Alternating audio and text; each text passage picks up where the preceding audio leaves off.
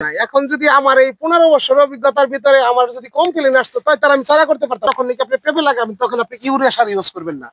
Urea সার দিলে আপনার গাছের গোড়া পচে যাবে। বুঝছেন, ওটা ক্ষতির ভিতরে ওই জমি এটা কাইটে ফেলাইতে হবে, যা লাগাইবো বুঝছেন, পরবর্তীতে আর ফল হবে না। ফল না হলে তো ওটা কাইটে ফেলাইতে হবে। কিন্তু পেঁপের থেকে এটা হবে, কিন্তু আমাদের যেটা নাকি কেট। সম্মানিত দর্শক, আসসালামু আলাইকুম।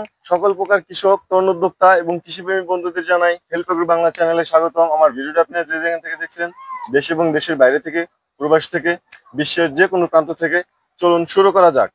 তো আজকে যে দেখতেছেন টোটালি চারা, আর আমি যার বাগানে আসছি তো করম আলী ভাই, মানিকগঞ্জে। তো ভাইয়ের লগে কথা বলবো কিভাবে এই পেঁপের চারার বিজনেসে আসলো আর চাষবাস করে কতদিন যাবত পেঁপে। তো আলোচনা করবো ভাইয়ের সঙ্গে, চলুন শুরু করা যাক। আসসালামু আলাইকুম ভাই। ওয়ালাইকুম আসসালাম। কেমন আছেন? এই তো ভালো, আলহামদুলিল্লাহ। ভাই, আপনার এখানে এসে আমার একটা জিনিস আগে জানবার মানে ইচ্ছা করতেছে, সেটা হলো আপনি কি পেঁপে চাষ করেন নাকি শুধু নার্সারি? না না না, আমি আসলে হলো এটা হলো কৃষক। আমি কৃষক থেকে আমি দেখা গেল যে আজ 10-15 বছর ধরে এইটা করি। করার ভিতরে দেখা যায় আমার এটার ফলনটা ভালো দেখেই অনেকেই মনে করেন যে ওই চারার চাহিদা। এই জন্য আমি আজকে 8 থেকে 10 বছর ধরেই এটার চারাটা করি। চারাটা করাতে দেখা যায় আমার এটা ব্যাপক চাহিদা। হ্যাঁ, এই হিসাবে আমার এটার উদ্যোগ। এখন দেখা গেল আমি যে রাস্তার পাশে একটা জায়গা আছে, এই জায়গাটার ভিতরে আমি নিজে শুধু মাটি দিয়ে করতেছি। এটার ভিতরে কোনো আর কোনো ই নাই, মানে কোনো কীটনাশক নাই। মাটির চারা তো খাঁটি, মাটির চারাটাই খাঁটি।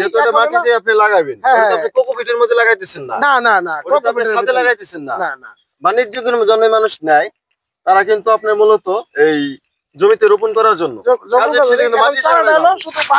একটা বাড়ান যায়, কমানো যায়, এটা শুধু হলো আপনার পানি দিলেই আপনার চারাটা অ্যাকুরেট 100% চারা। আর আপনি ভিটামিন দিবেন, কোনো কিছু প্রয়োজন নাই এটার। আর এটার হলো আমাদের মানিকগঞ্জের যে চারাটা, বুঝছেন, মানিকগঞ্জের চারাটা এটার ভিতরে আবার অ্যাকুরেট জাত। ছিলেন যে মানিকগঞ্জের অ্যাকুরেট জাত, তো এর মধ্যে তো অনেকে দেখতেছে আপনার একটু ভুলভাল ঢুকাই দিচ্ছে। এখন ওই চারাটা হলো আমাদের এই এলাকার না, ওই চারাটা হলো আপনার ময়মনসিং থেকে কিনে আইনে বেছে। ওটা পেঁপেটা হয় বলে একবারে ক্যারেট পেঁপেটা, ওই জাতটা আমাদের এখানে হয় না। অথচ হইলো ওই পাবলিক সস্তা পায় এটা নিয়ে যায়, কিন্তু ওটা আসলে জমিতে হয় না। আর আমাদের মানিকগঞ্জের যেটা, এটা হলো অ্যাকুরেট। ওইটা লাগালে আপনি কিরকম ক্ষতি হতে পারে? ওটা ক্ষতির ভিতরে ওই জমিটা কাইটে ফেলাইতে হবে, যা লাগাইবো বুঝছেন, পরবর্তীতে আর ফল হবে না। ফল না হলে তো ওটা কাইটে ফেলাইতে হবে। কিন্তু পেঁপের থেকে এটা হবে, কিন্তু আমাদের যেটা নাকি কেট পেঁপে বিকে না, ওই পেঁপেটা হবে। মানে ওই যে চারাটা আর কি দূরের বলতেছে, দূরের ময়মনসিং এর চারা, যেটা ময়মনসিং বা টাঙ্গাইল, ওই চারাটা আমাদের এখানে হয় না, যে একটা ভুলভাল জাত। আপনি এই চারাটা কিন্তু আপনার কালো, আর এই চারাটা শুধু আমার পানির কারণে কালো, বুঝেন নাই? আচ্ছা, মানে আমার শুধু আর কোনো মেডিসিন না, শুধু এই চারা যে একটা যে ন্যাচারাল যে পানি দিলে তো চারা আপনি কালো হয়ে যাবে। পানি দিলে চারা কালো হয়ে যাবে, আবার পানি অতিরিক্ত দিলে চারা মরে যাবে। আচ্ছা আচ্ছা। তো একটা কৃষক যাতে সর্বশান্ত হয়, সেটা কি মানে কেউ চায়? না না, যদি এরকম ভুলভাল জাত দেয় তাহলে একটা কৃষক শেষ। কৃষক শেষের ভিতরে হলো আপনি হাট বাজার থেকে যখনই কিনবে, বুঝছেন, তখন ও কিনবে হলো এই একটা চারা 20 টাকা আমার এখানে, বা 30 টাকা বা 35 টাকা। 15 বছর ধরে আপনি চারা বিক্রি করেন এবং কি আপনার যে এই চাষবাস করেন, তো এখন পর্যন্ত কেউ কি আপনার কোনো কমপ্লেন আসছে কোন জায়গা থেকে? না, এখন যদি আমার এই 15 বছর অভিজ্ঞতার ভিতরে আমার যদি কমপ্লেন আসতো তাহলে আমি চারা করতে পারতাম না। হ্যাঁ, অবশ্যই। আমার চারা করার উদ্দেশ্যটা হলো এলাকার কৃষকই তো নেই, এলাকার কৃষক আমার যেহেতু বাড়ি ঘর, আমি এটা যদি খারাপ কিছু করতাম তাহলে মনে করেন যে এটারে আর ই হইতো না, আমার নামে কত কিছু করতো, কিন্তু আমার নামে তো কোনো কিছু বলতে হয় না। তাহলে আমি কোনো কমপ্লেন আসে না। তাহলে দেখা গেছে একটা কৃষক যেহেতু মনে করেন যে বারবার চাষ করে, তাহলে তো আপনার কাছে আসতো না। আপনার এই যে চারা, এটা কতদিন বয়সে জমিতে রোপণ করতে হয়? কৃষক অনেক তো ভুলভাল বলে, ভাই 40 দিনে চারা দেন, 50 দিনে চারা দেন, অনেকে বলে 30 দিনে চারা দেন। এই কোন চারাটা জমিতে রোপণ করতে সবচেয়ে? চারাটা হলো আপনার বয়সটা আপনার কমপক্ষে 3 মাস হইতে হবে, বুঝছেন। 3 মাসের বয়সটা হইলে পারে ওই চারাটা আপনি জমিতে লাগালে চারাটা মরবো না, কিছু হবে না, মানে ওইটা সঠিকভাবেই হবে। ভাই সাহেব, সবাই তো মানে জমিতে চারা লাগায়, রোপণ করে বাণিজ্যিক ভাবে। তো সর্বপ্রথম আপনার জমি চাষ দেওয়ার কতদিন পরে চারা লাগাইতে হয়? চাষ দিয়া যদি আপনি সার সুর দেন তাহলে আপনি 1 সপ্তাহ পরে বা 4 দিন পরে লাগাইলেন, বা 10 দিন পরে। এটা হলো আপনার আর সারের ভিতরে যখন নাকি আপনি পেঁপে লাগাবেন তখন আপনি ইউরিয়া সার ইউজ করবেন না। আচ্ছা আচ্ছা ইউরিয়া সার দিলে আপনার গাছের গোড়া পচে যাবে। আচ্ছা আচ্ছা বুঝছেন? আর এটা চারাটা আপনি 30 দিনও লাগান যায়, 40 দিনও লাগান যায়। এটা হলো আপনার নিজেদের যত্নের ভিতরে। আচ্ছা। আর এই চারা জমিতে রোপণ করার ওই যে মানে রোপণ করতে কতদিন বয়সে রোপণ করা যায়? আপনি 30 থেকে 40 দিন, আচ্ছা আচ্ছা 30 থেকে 40, 45 এরকমের ভিতরে এই টাইমে চারা গেলে সারা জমিতে আর কি অ্যাডজাস্টিং ভালো হয়। অ্যাডজাস্ট হবে। হ্যাঁ, আর হলো ও। বেশিরভাগ চারাটার ভিতরে লাগাইতে সময় একটু গোড়াটা উঁচু করে লাগাইতে হবে, যাতে ওটার ভিতরে ওশ বা কোনো বৃষ্টির পানিটা না বাজে। ওশ বা কুয়াশা বৃষ্টির পানি কুয়াশাটা পড়লেই পারে চারার গোড়াটা বা পচে আপনি যাবে। সেচ দিলেন, সেচ দিলেন, হ্যাঁ, যাতে জায়গাটা একটু উঁচু থাকতে উঁচু হবে। করে লাগাবেন। হ্যাঁ হ্যাঁ হ্যাঁ।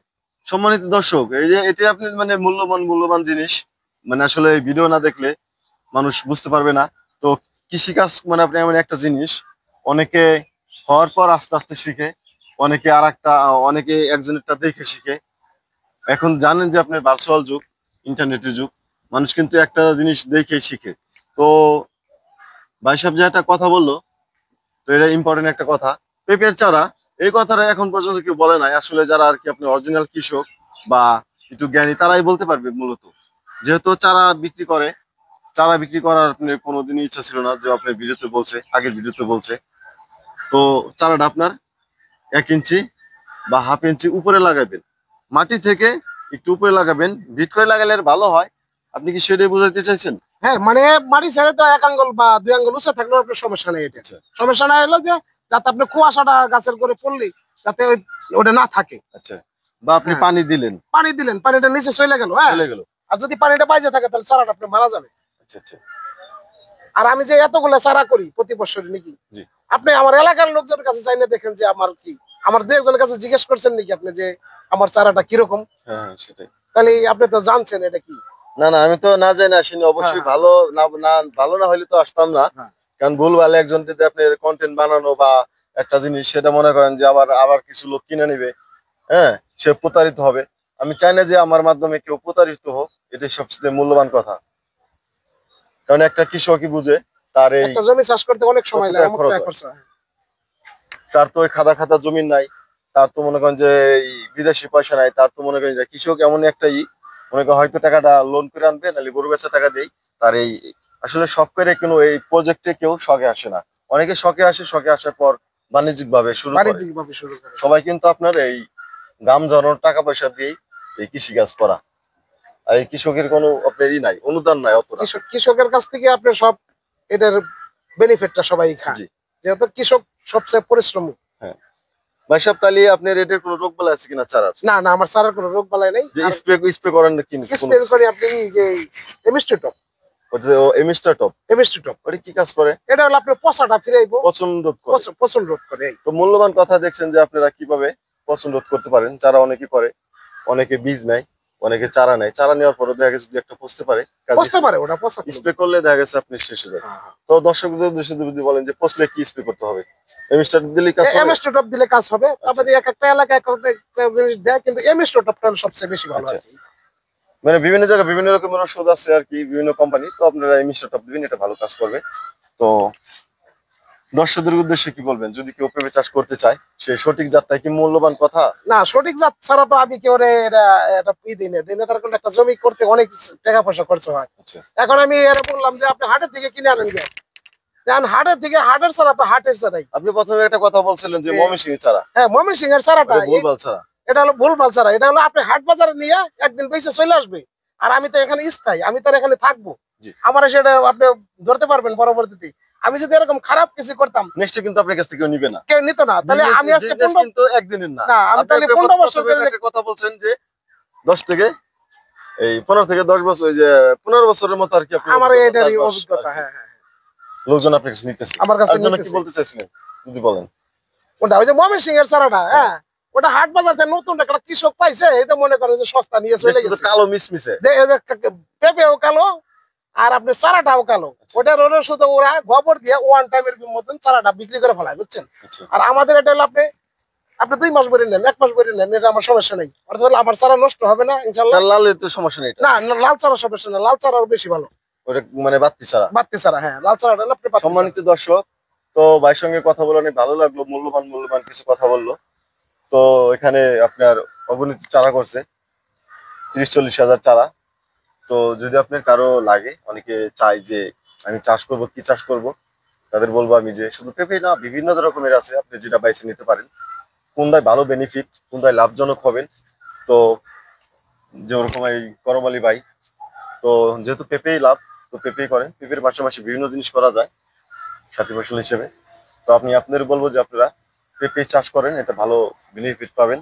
কারণ এটা কাঁচা পাকা দুইভাবে বিক্রি করা যায়। চাইলেন তো ছিললেন না 10 দিনের মধ্যে, কিন্তু অন্য কোনো সবজি পারবেন না। না, ওটা এটা আপনার আপনি যে কোনো সময় সাপ্তাহিক ভাবে ছিঁড়তে হবে বা একদিন পর পর ছিঁড়তে হবে।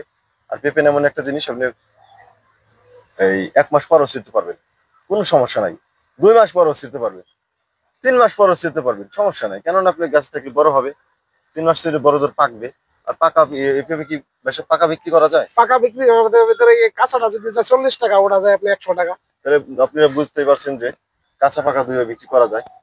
আর পাকলে কি এটা মিষ্টি হয়? পাকলে মিষ্টি হয়, আপনি যদি ওটারে মেডিসিন না দেন তাহলে মিষ্টি হবে, আর যদি আচ্ছা। মেডিসিন দেন তাহলে মিষ্টি হয় না। আচ্ছা, পেঁপে তো মেডিসিন আসলে ভালো না, এটা তো শরীরের না, জন্য এটা তো খারাপ। অনেক কৃষকে মনে করেন যে মেডিসিন দিয়ে তাড়াতাড়ি বিক্রি করলো, এটা না। আচ্ছা আপনি জমিতে রাখিয়া বিক্রি করবেন নাকি, এটা আপনার কাছ থেকে। আর মনে করেন যে প্রতিদিন আপনাকে একটা লোকে নিয়ে যাবে আচ্ছা আচ্ছা। যে মেডিসিন যারা মাল পাইছি। সম্মানিত দর্শক, ঠিক মূল্যবান মূল্যবান কথা আপনাদের এই বলার উদ্দেশ্য না, যাতে আপনারা বুঝেন পেঁপে চাষ আসলে কোনটা জাত হিসেবে কোনটা ভালো। তো সব মিলে আপনার সঙ্গে এই আলোচনা হইলো। তো নতুন নতুন ভিডিও নিয়ে আপনাদের সঙ্গে হাজির হবো। সে পর্যন্ত হেল্প এগ্রো বাংলার সঙ্গেই থাকুন। বেশ ভালো থাকবেন। আল্লাহ হাফেজ।